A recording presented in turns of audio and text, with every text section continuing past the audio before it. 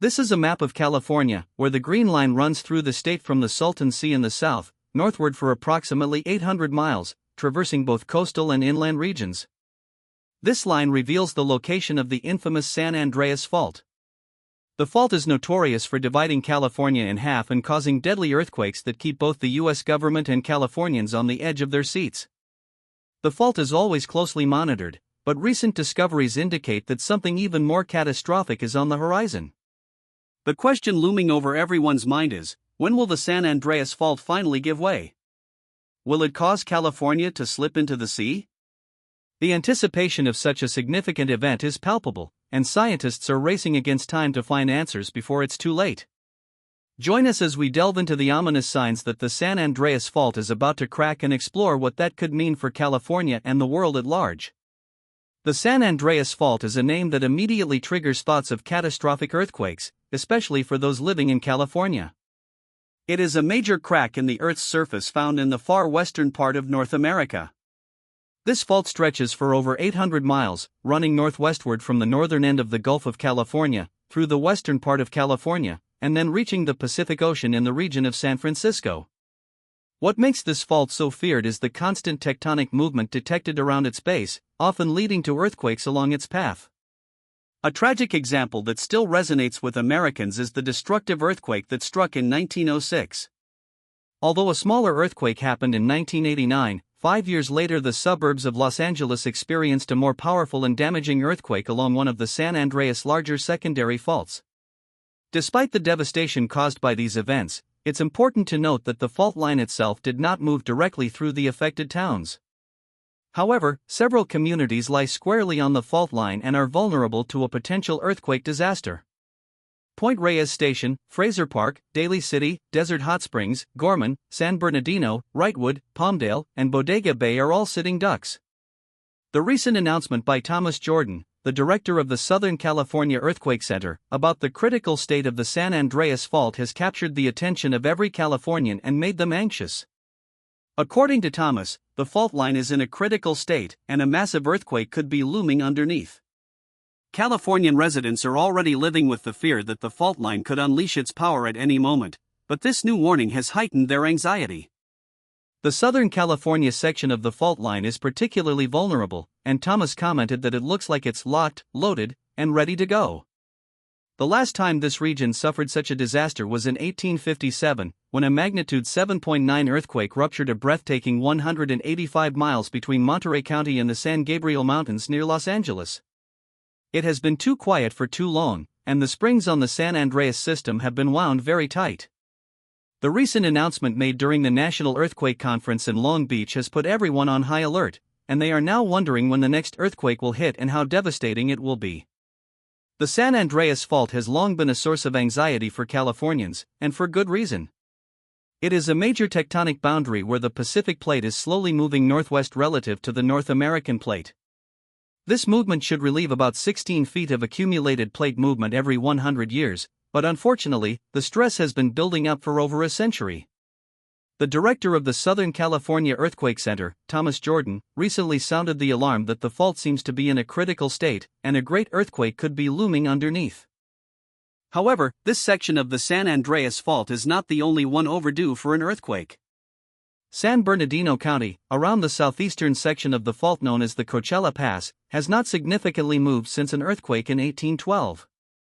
Meanwhile, areas southeast towards the Salton Sea have been quiet from about 1680 to 1690. To compound the problem, geologists have studied the movement of tectonic plates and discovered that the Pacific Plate is moving northwest relative to the North American Plate. Jordan advises the California government to focus on preparing for a potentially powerful earthquake, one as tough as a magnitude 8. He praised Los Angeles for taking proactive measures to mitigate their vulnerability to earthquakes by incorporating earthquake retrofits on apartment and concrete buildings. It is critical for other communities, like those in San Bernardino County, to follow suit and take the necessary steps to become resilient in the face of an impending earthquake. Mayor Eric Garcetti of Los Angeles has been working tirelessly to ensure that the city is prepared for the worst-case scenario when it comes to earthquakes. His efforts to incorporate earthquake retrofits on apartment and concrete buildings have been applauded by Thomas Jordan, director of the Southern California Earthquake Center. Jordan expressed his surprise at the success of this plan and said, "It's remarkable that this happened. We know politically how difficult it is to make these changes." However, despite these efforts, California still finds itself ill-prepared for what is to come. With the San Andreas Fault finally giving way, the state is facing one of the most devastating natural disasters it has ever seen. According to a report from the U.S. Geological Survey, a magnitude 7.8 earthquake on the southern San Andreas Fault could cause 50,000 injuries, $200 billion in damage, and severe, long-lasting disruptions. This sort of powerful earthquake could last for almost 2 minutes, with the strongest shaking happening in areas like the Coachella Valley, Inland Empire, and Antelope Valley. It could also result in pockets of strong shaking in areas where sediments trap shaking waves, such as the San Gabriel Valley in East Los Angeles. To make matters worse, the sewer system could be out of commission for up to 6 months, and an estimated 1,500 deaths could occur. This is a grave situation that requires urgent action to prepare for the worst-case scenario. Other areas of focus include strengthening Los Angeles's unsafe aqueduct systems and telecommunications networks. It is essential for California to act fast to mitigate the potential damage and loss of life caused by a disaster of this magnitude. The San Andreas Fault has the potential to cause catastrophic devastation, which can be understood by looking back at the 1857 earthquake, also known as the Fort Tejon quake. This earthquake, estimated to be a magnitude 7.9, was so powerful that it earned its name despite starting farther north in Monterey County and moving southward through Fort Tejon to the Coachella Pass in San Bernardino County. The shaking lasted 1 to 3 minutes, causing soil liquefaction and uprooting trees in places as far as Stockton. However, even though the San Andreas Fault runs directly into Los Angeles, it is located 30 miles away from the downtown area. Unfortunately, this distance doesn't mean that the city is out of danger. In fact, the city is expected to experience severe shaking if a large earthquake occurs on the fault due to its proximity to the San Andreas Fault system. To help people understand the extent of the possible damage, Thomas Jordan and his team simulated a magnitude 7.8 quake on the fault. The simulation starts from the Salton Sea and moves west toward the San Gabriel Mountains, showing how seismic waves can affect the Los Angeles area. Additionally, another simulation video shows the ground shaking stretching from northern San Diego County to Barstow. In 2010, the Southern California Earthquake Center used a supercomputer to create a simulation of what a magnitude 8 earthquake on the San Andreas Fault would look like. The simulation was designed to be similar to the powerful 1857 earthquake but even stronger. It begins in Monterey County and moves further south towards the Mexican border, with the LA Basin and San Fernando Valley hit hard due to the trapping of shaking in soft soils. You can see that this area of influence by the shaking has expanded to huge proportions, says Jordan. The directivity pulse shoves energy down the fault and excites sedimentary basins like the San Fernando Valley, Los Angeles Basin, and San Bernardino. The shaking in the Los Angeles region would persist for long periods if the simulation were to happen. What type of fault would we call the San Andreas Fault?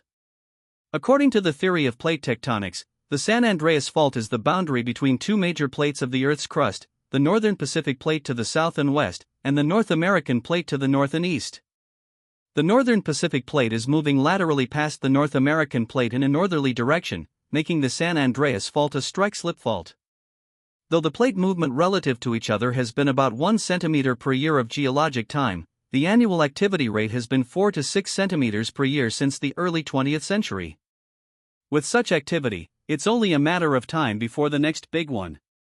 The San Andreas Fault is notorious for its role in causing devastating earthquakes, with some sections of the fault moving as much as 6.4 meters during the 1906 quake. Despite this, some still refer to the San Andreas as a transform fault, but understanding what this means can be a bit tricky. Think of 2 slices of pizza on a table, with one slice of pepperoni and the other with anchovies. As you slide them past each other, bits of pepperoni crumble and drop onto the anchovy side. This is exactly what happens with the fault, making the geology and landforms along the massive rift incredibly complex and unpredictable. It's important to note that despite the danger it poses, the movement of the tectonic plates is actually quite slow, with an average speed of just a couple of inches per year, about the same rate at which your fingernails grow. However, this motion is not steady, and there are times when the plates become locked, pushing against each other without moving at all. When this happens, the average motion can be just a couple of inches per year. However, when the strain finally builds up enough to break the rock along the fault, the plates can suddenly slip several feet, sending out waves in all directions that we experience as earthquakes. The San Andreas Fault is more than just an invisible crack in the Earth's crust. In fact, you can see parts of it in several places throughout California. If you take a trip to the Carrizo Plain located in San Luis Obispo County, you can get a glimpse of this mighty fault. It's also visible in Marin County, where you can observe the fault's signature scarps and pressure ridges. However, not all parts of the fault are as easy to spot, as some are covered in brush and alluvium or haven't moved in many years. In urban areas like Los Angeles and San Bernardino, roads cut through towering mountains of gouge, a powdery crushed rock that's been pulverized by the moving plates. But the San Andreas Fault is more than just a physical entity, it's a geological masterpiece that spans over 30 million years. As the plates have moved and collided, rocks from vastly different regions have been forced together, creating a diverse array of rock types on both sides of the fault. For example, the Salinian block of granite in central northern California originated in southern California, while the Miocene volcanoes in Los Angeles County are the other half of a volcanic complex that begins 200 miles southeast in Monterey County. While some may argue that the fault is in northern Mexico, one thing is for sure: the San Andreas Fault is a testament to the power of tectonic activity and the beauty of the natural world. The San Andreas Fault has been the subject of many myths and rumors over the years, some of which are simply not true. While it is true that the fault is capable of producing significant earthquakes, the idea that it can cause megaquakes of magnitude 10 or more is nothing more than a myth. Scientists have concluded that no fault long enough to generate such a powerful earthquake exists. The San Andreas Fault, while significant at 880 miles long, is not nearly long enough to produce an earthquake of this magnitude. It's important to note that earthquake magnitudes are directly related to the length of the fault on which they occur. In other words, the longer the fault, the larger and more powerful the earthquake. The largest earthquake ever recorded was a magnitude 9.5 in Chile, occurring on a fault that is almost 1,000 miles long. Another common myth about earthquakes is that they can be predicted. While many scientists are working tirelessly to find ways to predict earthquakes, there is currently no accepted method of predicting the exact time, place, and magnitude of an impending quake. It's an ongoing area of research, and we are making progress, but it's not yet possible. Finally, while the San Andreas Fault is not likely to cause a megaquake, there is still a significant risk of a major earthquake happening in the San Francisco Bay Area and Southern California. Scientists have estimated that the probability of a significant earthquake occurring in these regions within the next 30 years is between 62% and 60%. It's essential to be aware of the potential risks and take necessary precautions to ensure your safety in the event of an earthquake. Despite the uncertainty surrounding the San Andreas Fault, scientists have made progress in predicting the type of ground motion that can be expected during an earthquake. This information is critical for engineers and building code developers to ensure that structures are safe and can withstand earthquakes. However, the San Andreas Fault remains a significant source of concern for scientists due to its close proximity to California's massive population and infrastructure. Despite this, exploring the fault can be a great adventure for those who love nature and the outdoors. Along the fault, there are many uncrowded and peaceful roads that are perfect for family outings, camping, birdwatching, and rock collecting. State and national parks strung along the fault like beads on a string offer stunning views of natural beauty, with wildflowers and wildlife along the way. However, the silence of the fault still weighs heavily on scientists and geologists, who are still unsure when it will release all the accumulated stress it has been holding. The San Andreas Fault has a notorious reputation for producing some of the most destructive earthquakes in history, but the question on everyone's mind is whether the next one will be as powerful as the devastating 1857 Fort Tejon earthquake or the infamous 1906 San Francisco earthquake. The San Francisco earthquake is etched in California's history for the devastation it caused, leveling buildings and killing thousands. However, the most massive earthquake that hit Southern California was the Great Fort Tejon earthquake, which was felt all over the region. Interestingly, Fort Tejon was not the earthquake's main point, and Parkfield in Monterey County was actually the epicenter of the earthquake. The rupture originated northwest of Parkfield and propagated southeastward along the San Andreas Fault for over 360 kilometers. Fort Tejon was only the midway point of the rupture, and it suffered more damage than other sparsely populated areas in Southern California. Compared to other significant earthquakes in history, the 1857 Fort Tejon earthquake was more significant than the 1872 Owens Valley quake and was just as large, if not larger, than the 1906 San Francisco earthquake. While scientists cannot predict when the next earthquake will happen, they continue to study the fault to gain insights into its behavior and better prepare for when it does unleash its power. The Fort Tejon earthquake of 1857, estimated to be as large as magnitude 8, was particularly destructive due to its proximity to the fault. While the 1906 earthquake caused damage along a 400-kilometer stretch of the northern segment of the fault, both the 1857 and 1906 quakes resulted in shaking that lasted for up to 2 minutes. Interestingly, areas far away from the fault, such as Los Angeles, San Bernardino, and Santa Barbara, were surprisingly spared from significant damage during the 1857 earthquake. Modern high-rises may be more vulnerable to long-period ground motion experienced during earthquakes than low buildings, as their response to such motion is not well understood.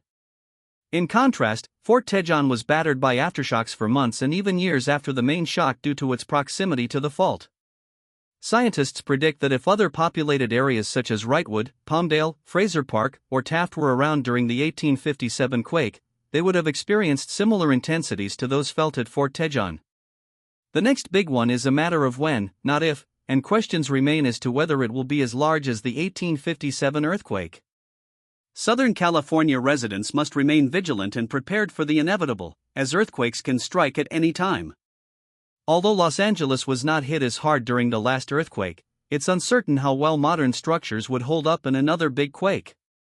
Interestingly, local faults, such as blind thrust faults, pose a greater risk to population centers like Los Angeles, San Bernardino, and Santa Barbara, as they are closer to these areas and are less understood than the San Andreas Fault. However, for places along the San Andreas Fault like Fort Tejon and Palmdale, the San Andreas remains the biggest threat. While earthquakes are the most commonly associated natural disaster with the San Andreas Fault, it can also cause severe flooding in certain areas. When the fault ruptures, it can create dams in rivers and streams, which may cause the water to build up and flood nearby areas. Additionally, the shaking from an earthquake can cause landslides, which can also dam up rivers and create floods. In some cases, large earthquakes on the San Andreas Fault have caused significant flooding in nearby regions.